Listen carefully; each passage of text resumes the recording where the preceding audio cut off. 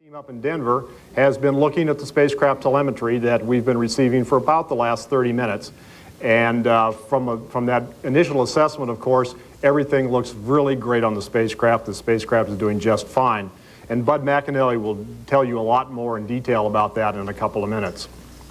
Navigating to Mars, as you know, is truly a remarkable achievement. As you saw in the real-time data some 40 minutes ago, the initial Doppler data showed that we were right on our desired orbit. Pat will give you lots more excruciating detail about how well we're in orbit, and you will really enjoy that description. But to all our team here at JPL, to our folks, our partners in Denver, to the Deep Space Network stations around the world, my congratulations to all of you on a job very, very well done. But we have to remember, the real work is yet to come. We are just on the brink of 4 months of aerobraking to get to the mapping orbit. So we really have a tough job ahead of us, I think, but we're well on the way, and everything is going just perfect. So I'd like to introduce Dr. Wes Huntress from NASA headquarters.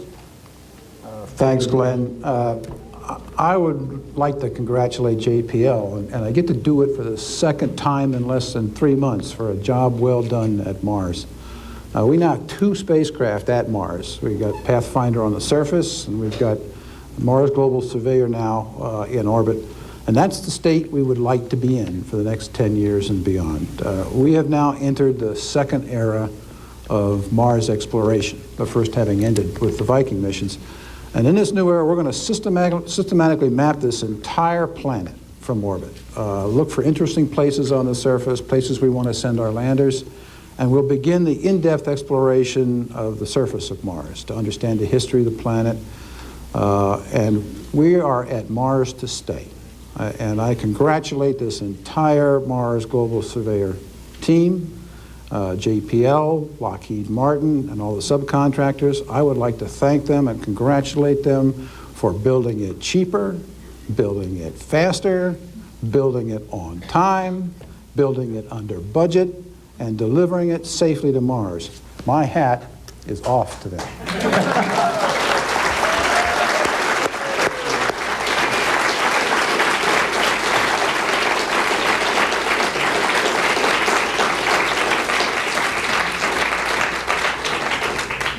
And now I'd like to introduce Ed Stone, the director of the Jet Propulsion Laboratory. Well, this has obviously been a tremendously exciting summer, 2 for 2. This is really a validation of the new Mars program, which is based on faster, better, cheaper. And we have yet to meet some of the challenges of that with this mission. We're using aerobraking for the first time to circularize the orbit. It's an experiment we did several years ago at the end of the Magellan mission, which gave us confidence to baseline this new approach to circularizing the orbit so that we can obtain the highest resolution maps of the entire surface of Mars for the first time.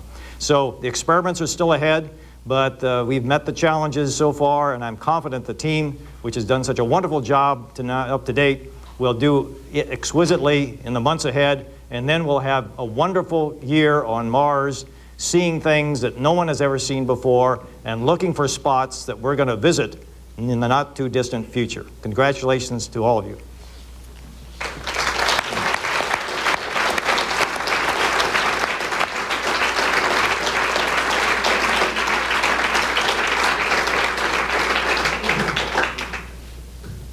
And now, Bud McAnally, Lockheed-Martin, where they actually built this wonderful spacecraft in just over 2 years. Thank you.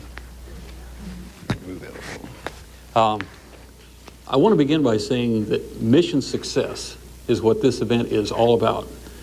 As Glenn indicated, the MGS mission is far from over, but the event this evening has enabled the rest of this mission. First and foremost, I want to congratulate the entire MGS team here at the Jet Propulsion Laboratory, at NASA, and at Lockheed-Martin Astronautics in Denver, and at all of the subcontractors on this program whose hardware performs so well. The spacecraft is now in orbit around Mars, and affixed to the spacecraft is a miniaturized copy of the Team MGS signature poster. It contains the signatures of everyone who worked on the spacecraft during the development phase. All of you should be very proud of what you've accomplished.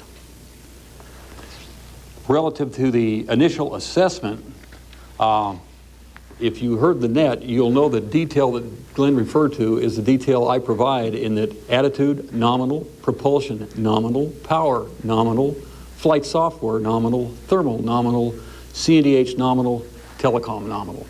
Nominal is good in this case. So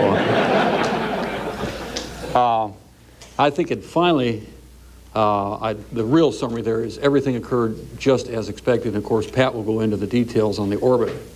But I'll close by saying this really is rocket science, and this team of rocket scientists have done a super job. Pat? Thank you, Bud. We've been listening to the Mars Global Surveyor team expressing their joy at seeing that the project is apparently a grand success. We heard from Glenn Cunningham, who's the project supervisor, says that he couldn't be more pleased that the Global Surveyor is now in orbit. It will now begin its mapping project of the planet surface of Mars. Our morning, the World Today will continue in just a moment. Don't go away. This has been a CNN Live event. Repeated.